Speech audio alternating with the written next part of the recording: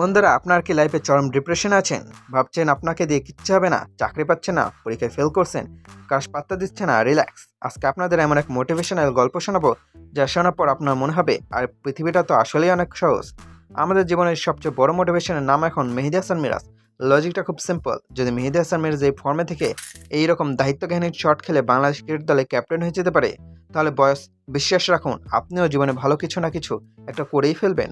ওনার captaincy পাওয়া যদি সম্ভব হয়, তাহলে এই পৃথিবীতে কোনো কিছুই সম্ভব না। আজকে আমরা কথা বলবো আমাদের ক্যাপ্টেন সাহেবকে নিয়ে। ওনার মাত্র 10 রানে সে মহাকাব্যিক ইনিংস এবং ম্যাচ হারার পর ওনার সে অমর বাণী নিয়ে। ম্যাচের পরিস্থিতিটা একটু চিন্তা করেন, দল বিপদে, উইকেটে থিতু হয়ে ম্যাচটা বের করা দরকার, আর তখনই ক্রিজে আসলেন আমাদের ক্যাপ্টেন ফ্যান্টাস্টিক মিরাজ।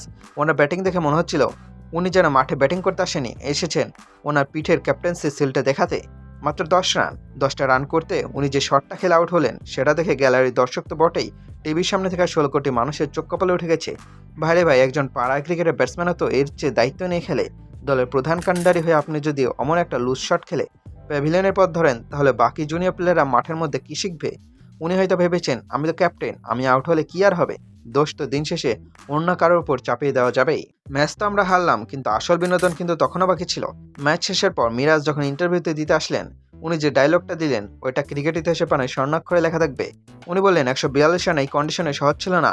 ওরে বাবারে, 142 রান টি-20 ক্রিকেটের যুগে যখন দলগুলো প্লার প্লেতেই 80-90 রান তুলে ফেলে, সেখানে ওয়ানডে কন্ডিশনে 142 রান নাকি মিরাজদের কাছে মিশন ইম্পসিবল মনে হয়েছে।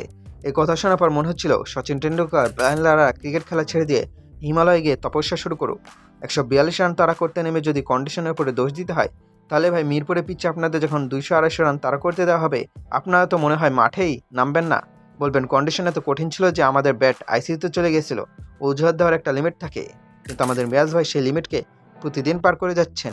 সোশ্যাল মিডিয়ায় একটা জোর গুঞ্জন শোনা যাচ্ছিল, ক্রিকেট পাড়ায় বাতাস বলছে তামিম ইকবাল ভাই যদি বিসিবি বোর্ডে কোনো বড় দায়িত্বে আসেন, তাহলে ওনার প্রথম কাজই হবে মিরাজকে এই ক্যাপ্টেন্সির চেয়ার থেকে স্যাক করা বা নামিয়ে দেওয়া। এই খবরটা শোনার পর দেশের ক্রিকেট ফ্যানরা যেন একটু শান্তির নিঃশ্বাস ফেলছিল।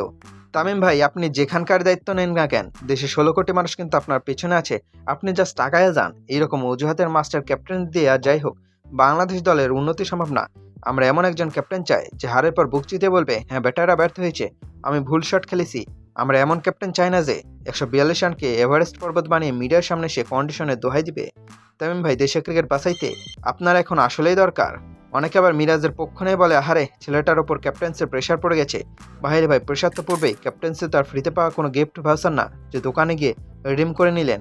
মিরাজ যখন নর্মাল প্লেয়ার হিসেবে খেলতেন, তখন ওনার পারফরমেন্স তা মাঝে মাঝে চোখে পড়ার মতো ছিল, কিন্তু যেই ওনার মাথায় ক্যাপ্টেন্সির মুকুট উঠলো, আমি ওনার ব্যাটিং বোলিং সব যেন কেন এক অজানা কন্ডিশনে হারিয়ে গেল।